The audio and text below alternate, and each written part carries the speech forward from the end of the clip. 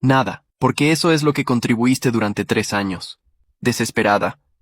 Me tomé un momento antes de responder, queriendo asegurarme de que mis palabras fueran exactamente las correctas. Quiero que asumas responsabilidad por tus acciones.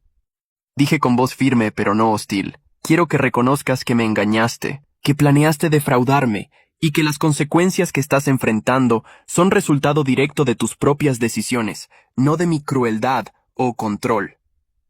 Está bien, susurró Natalia, lágrimas comenzando a rodar por sus mejillas. Lo acepto. Hice todo eso. Te engañé. Planeé casarme contigo por tu dinero. Te traté horriblemente. Lo admito todo. ¿Es eso suficiente? Es un comienzo, respondí. Pero necesito más que palabras en esta sala.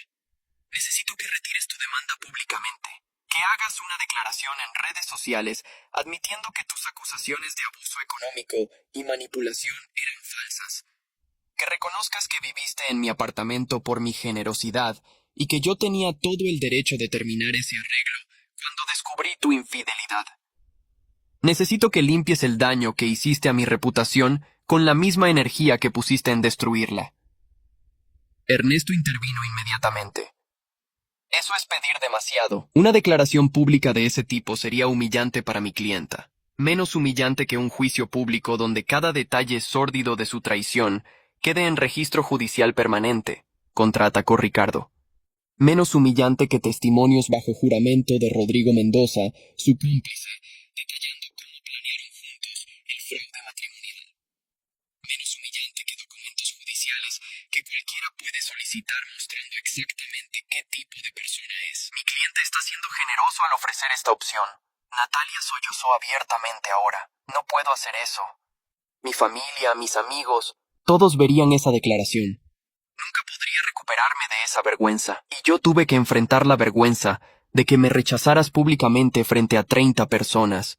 Repliqué sin simpatía. Tuve que lidiar con tu publicación en redes sociales, pintándome como un abusador. Tuve que soportar que tu madre me llamara rogando que reconsiderara echarte de tu casa, como si el apartamento que yo compré y pagué completamente fuera de alguna forma tuyo por derecho. Enfrentaste cada una de esas acciones sin pensarlo 2 veces. Ahora te toca a ti enfrentar las consecuencias. Ricardo agregó. Tenemos también testimonio dispuesto de Patricia Rivas, su excompañera de trabajo, sobre el incidente de fraude con la tarjeta corporativa. Tenemos estados de cuenta bancarios mostrando que usted nunca contribuyó financieramente durante 3 años de convivencia. Tenemos los mensajes con Rodrigo. Tenemos 30 testigos del rechazo público. ¿Realmente quiere que todo eso siga en un juicio? La resistencia de Natalia se derrumbó completamente. ¿Y si hago una declaración pública? ¿Entonces todo termina? Entonces, ambas partes retiran sus demandas, firmamos un acuerdo de no contacto permanente y cada quien sigue con su vida, confirmé. Pero la declaración tiene que ser genuina, completa y publicada en las mismas plataformas donde me difamaste. No un comentario ambiguo o una disculpa a medias. Una admisión clara y directa de lo que hiciste y por qué yo tenía razón en terminar la relación y sacarte de mi apartamento. Natalia miró a su abogado buscando guía. Ernesto suspiró pesadamente. Es su decisión, señorita Morales. Pero le aconsejo que considere seriamente esta oferta. Si vamos a juicio, perderemos. Y las consecuencias serán mucho peores que una declaración pública controlada. Después de varios minutos de silencio tortuoso, Natalia asintió lentamente. Haré la declaración. Ricardo sacó un documento preparado previamente. Excelente. Aquí está el texto específico que debe publicar. Puede revisarlo con su abogado. Mientras Ernesto y Natalia leían el documento propuesto, observé sus reacciones. El texto era directo, pero no innecesariamente cruel. Admitía su infidelidad, reconocía que había planeado un matrimonio fraudulento, confirmaba que vivió en mi apartamento sin contribuir financieramente y retractaba todas sus acusaciones de abuso o control. Terminaba con una declaración de que yo había actuado apropiadamente al terminar la relación y que ella asumía completa responsabilidad por la situación en que se encontraba. Esto es brutal, murmuró Natalia después de leerlo.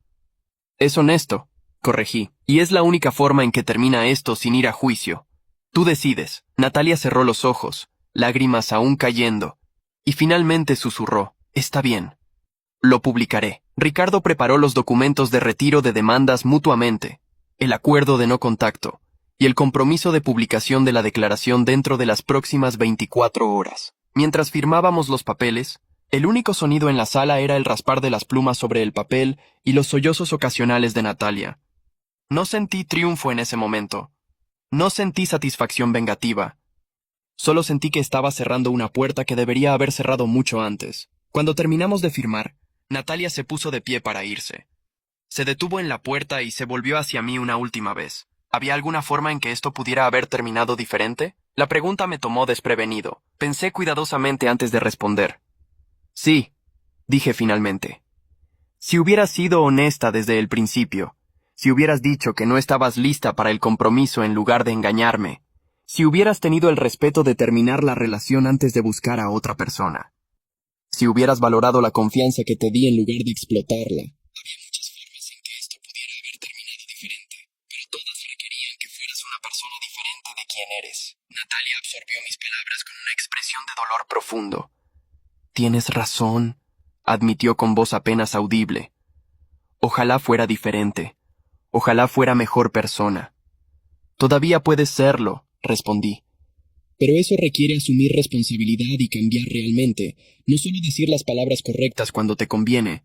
Esta experiencia puede destruirte o puede transformarte. Tú decides cuál será. Con esas últimas palabras, Natalia salió de la sala de conferencias seguida de su abogado. La puerta se cerró detrás de ella con un sonido definitivo que marcaba el final absoluto de nuestra relación. Ricardo me miró con aprobación. Bien manejado.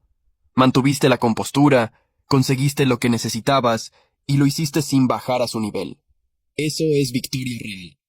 Esa noche, mientras revisaba mi correo electrónico, llegó la notificación de que Natalia había publicado la declaración acordada. Abrí Instagram y ahí estaba.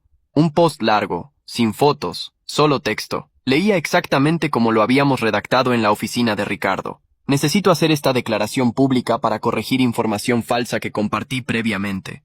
Sebastián Núñez no fue abusivo ni controlador. Yo lo engañé con otra persona mientras vivía en su apartamento sin pagar renta ni contribuir a los gastos.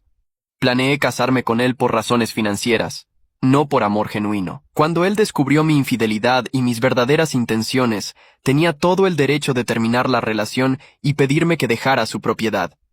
Las acusaciones que hice anteriormente sobre abuso económico eran falsas y las retiro completamente. Asumo total responsabilidad por mis acciones, y las consecuencias que enfrento son resultado de mis propias decisiones. Pido disculpas a Sebastián por el daño que le causé, y espero que pueda encontrar felicidad con alguien que lo valore como se merece. Los comentarios en el post comenzaron a llegar inmediatamente. Algunos eran de apoyo. Se necesita valor para admitir esto.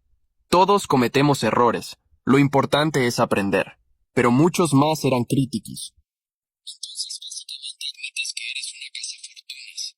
Pobre tipo. 3 años perdidos con alguien así. ¿Y pensaste que esto te haría ver mejor? Cerré la aplicación después de leer algunos comentarios. No sentí placer viendo a Natalia ser juzgada públicamente. Simplemente sentí que la verdad finalmente había salido a la luz y que mi nombre había sido limpiado. Las personas que me conocían ahora tenían la historia completa, no solo la versión manipulada que Natalia había tratado de vender.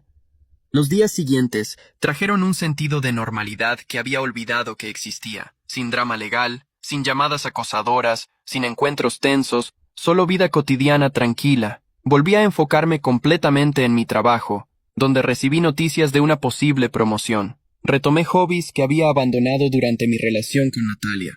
Volví al gimnasio regularmente. Reinicié clases de guitarra que había dejado. Organizé salidas con amigos que había descuidado. Cada actividad se sentía como recuperar piezas de mí mismo que había perdido sin darme cuenta. Mi apartamento, una vez lleno de cosas de Natalia, comenzó a sentirse verdaderamente mío nuevamente. Rediseñé algunos espacios, eliminé ese sofá blanco que siempre odié, reorganicé todo según mis propias preferencias, sin tener que considerar la opinión de nadie más. Una semana después de la reunión legal, Fernando me invitó a una cena donde conocí a su prima Lucía, una mujer de 27 años que trabajaba como veterinaria. No hubo presión, no hubo expectativas románticas explícitas, solo una conversación agradable con alguien interesante. Hablamos sobre nuestros trabajos, nuestras familias, nuestras experiencias con relaciones pasadas. Lucía había salido recientemente de un compromiso después de descubrir que su prometido tenía deudas masivas que había ocultado. «Es extraño», comentó mientras compartíamos el postre. «¿Cómo puedes vivir con alguien, planear un futuro con ellos, y de repente descubrir que nunca los conociste realmente?» Sí, concordé pensando en Natalia. Es como si hubieras estado en una relación con una versión editada de esa persona, y la versión real permaneciera escondida todo el tiempo. No pasó nada romántico esa noche con Lucía, pero intercambiamos números y acordamos vernos para café en el futuro. Mientras manejaba a casa, me di cuenta de que por primera vez desde el rechazo en el restaurante, había pasado horas sin pensar en Natalia, sin revisar mentalmente lo que había pasado, sin analizar señales que debería haber visto. Estaba genuinamente comenzando a sanar, a mirar hacia adelante en lugar de hacia atrás. El dolor de la traición todavía existía. Probablemente siempre existiría en algún nivel.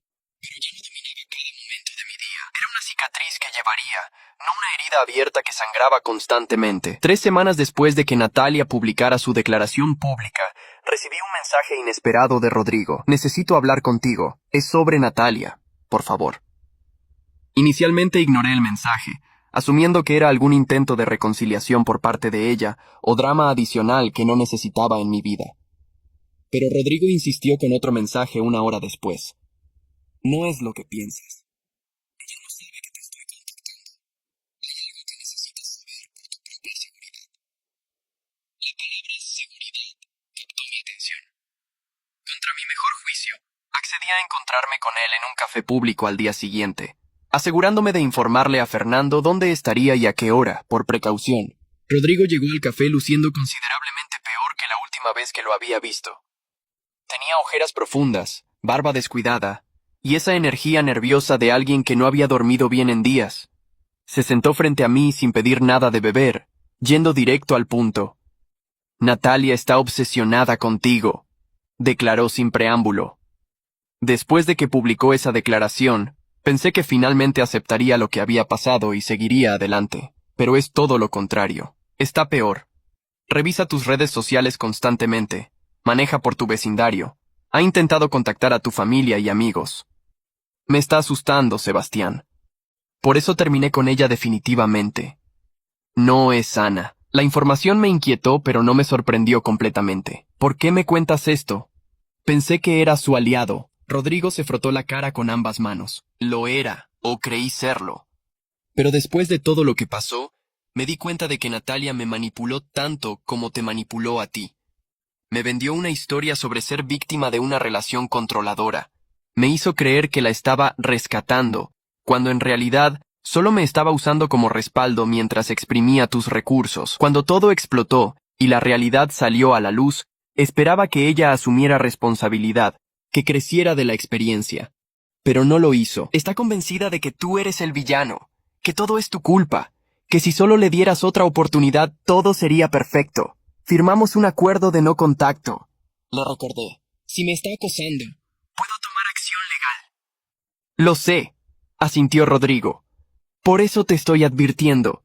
No ha violado técnicamente el acuerdo todavía porque no te ha contactado directamente, pero está caminando esa línea peligrosamente. Hace 2 días me confesó que ha estado casualmente en lugares donde sabe que podrías estar, esperando encontrarte por coincidencia. Sobre todo si pudiera solo hablar contigo cara a cara, sin abogados, podrías entender su perspectiva. Está creando una narrativa completamente alternativa en su cabeza, donde ustedes están destinados a estar juntos, y todo esto fue solo un malentendido que se salió de control. La descripción era perturbadora. ¿Qué quieres que haga con esta información? Estate alerta, aconsejó Rodrigo. Documenta cualquier encuentro casual que tengas con ella. Informa a seguridad de tu edificio. Tal vez habla con tu abogado sobre obtener una orden de restricción preventiva. Sé que suena extremo, pero he visto cómo se pone cuando habla de ti. Hay una intensidad ahí que no es saludable. Y si realmente cruza una línea, quiero que sepas que testificaré sobre su comportamiento si es necesario. Me siento responsable en parte por cómo se desarrolló todo esto. Si hubiera sabido que ella estaba planeando fraude matrimonial, nunca me habría involucrado. Pensé que era una aventura, no un esquema criminal. Agradecí su advertencia, Aunque parte de mí se preguntaba si Rodrigo tenía sus propias razones para querer que Natalia enfrentara más consecuencias, quizás relacionadas con cómo ella también lo había usado. Esa misma tarde llamé a Ricardo para informarle sobre la conversación con Rodrigo. Mi abogado tomó notas detalladas y aconsejó precaución sin paranoia. Es bueno estar informado, pero no vamos a solicitar una orden de restricción basándonos solo en información de terceros sobre intenciones. Eso podría verse como acoso de nuestra parte. Sin embargo, si Natalia aparece en tu edificio, tu trabajo, o cualquier lugar donde claramente está buscándote intencionalmente, documenta todo con fotos, videos, testigos. Si establece un patrón de acecho, entonces tenemos base para acción legal. También me sugirió actualizar a seguridad de mi edificio con una foto de Natalia y instrucciones de no permitirle acceso bajo ninguna circunstancia, lo cual hice inmediatamente. Los siguientes días pasaron sin incidentes, haciéndome preguntar si Rodrigo había exagerado la situación. Pero el jueves por la noche, cuando salía del gimnasio cerca de mi oficina, vi una figura familiar esperando en el estacionamiento. Natalia estaba recargada contra un auto que no reconocí, claramente esperando. Cuando me vio, se enderezó e intentó acercarse. Sebastián, por favor. Solo dame 5 minutos. Solo quiero hablar. Me detuve a distancia segura, sacando mi teléfono y comenzando a grabar. Tenemos un acuerdo de no contacto, Natalia. ¿Qué estás haciendo aquí? Solo estaba pasando por aquí. Mintió torpemente. Este no es tu vecindario ni tu gimnasio, señalé. Esto es acoso. Te voy a pedir una vez que te vayas. Si no lo haces, llamaré a la policía y usaré este video como evidencia de violación de nuestro acuerdo. La expresión de Natalia cambió de suplicante a defensiva. No te estoy acosando. ¿No puedo estar en un estacionamiento público? Puedes estar donde quieras, excepto en lugares donde claramente me estás esperando o siguiendo. Respondí con calma, manteniendo el teléfono grabando. Rodrigo me contó que has estado planeando estos encuentros casuales. Eso se llama acecho. Tienes 10 segundos para irte antes de que llame a la policía. Por un momento, pareció que iba a discutir más, pero finalmente murmuró algo inaudible.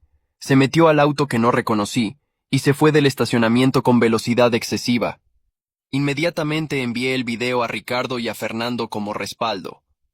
Primer incidente documentado, me escribió Ricardo. Si hay un segundo, solicitamos la orden de restricción inmediatamente. El incidente me dejó más perturbado de lo que esperaba. No había sentido miedo físico de Natalia, pero sí una inquietud sobre su estabilidad mental y qué tan lejos podría llegar en su negación de la realidad. Esa noche hablé con mi madre sobre la situación. Teresa escuchó con preocupación creciente. Esa muchacha nunca aceptó que sus acciones tuvieran consecuencias reales, observó. En su mente, probablemente todavía es la víctima incomprendida. Ten mucho cuidado, hijo. Las personas que no pueden aceptar la realidad a veces hacen cosas impredecibles. Sus palabras resonaron con la advertencia de Rodrigo. Decidí ser extravigilante en los próximos días, variando mis rutas, siendo consciente de mi entorno, manteniendo a amigos informados de mi ubicación. El siguiente incidente ocurrió 3 días después. Llegué a mi apartamento después del trabajo y encontré un sobre bajo mi puerta. No tenía remitente ni estampilla, lo que significaba que había sido entregado personalmente. Dentro había una carta manuscrita de Natalia, 5 páginas de letra apretada. La leí con una mezcla de fascinación y alarma. Era una mezcla incoherente de disculpas, justificaciones, declaraciones de amor, acusaciones de crueldad de mi parte y súplicas de otra oportunidad. Algunos párrafos eran lúcidos y emotivos. Otros eran claramente producto de una mente que estaba reescribiendo la historia para protegerse del dolor de aceptar su propia culpabilidad. Sé que cometí errores, pero tú también, escribía. Fuiste frío después de descubrir mis mensajes con Rodrigo. No me diste oportunidad de explicar. Me echaste como si fuera basura, sin considerar los 3 años que pasamos juntos. La carta continuaba con ese tono durante páginas. Al final, incluía una lista de razones por las que deberíamos estar juntos, que incluía cosas como nadie te conoce como yo, tenemos historia compartida y perturbadoramente estás acostumbrado a mantenerme, así que no sería difícil para ti continuar haciéndolo. Esa última línea revelaba tanto sobre su mentalidad que casi reí de no ser por lo inquietante de la situación. Fotografié cada página de la carta y las envié a Ricardo. Segundo incidente. Confirmó mi abogado. Mañana solicitamos la orden de restricción.